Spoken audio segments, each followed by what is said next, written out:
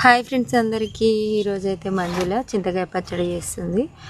చింతకాయలు అంటే వనగాయలు అన్నమాట. ఇవి చిన్న చింతకాయలు. ఆల్రెడీ చింతకాయలు మెత్తగా నూరింది, తర్వాత ఎల్లిపాయలు వేసింది.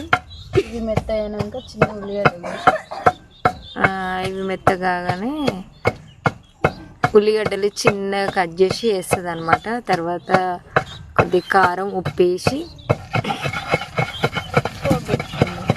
పోపు అయినా పెట్టుకోవచ్చు, పోపు లేకుండా కూడా తినొచ్చు. పోపు లేకుంటేనే బాగుంటుంది పచ్చడి. మా అమ్మమ్మ కానీ అమ్మ కానీ ఇట్లనే చేసేటోళ్ళు. కానీ మా మంజులు వచ్చిన కాంచి పోపులు బాగా పెడుతుంది.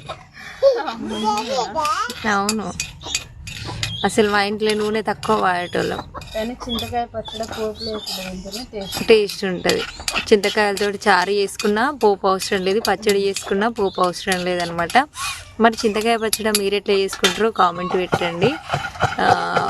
లాంగ్ వీడియో తీయక్క అని చెప్పి చాలామంది కామెంట్ పెడుతున్నారు. ఈ వీడియో మీకు పూర్తి వీడియో కావాలనుకుంటే మాత్రం ఈ వీడియో కామెంట్ పెట్టండి.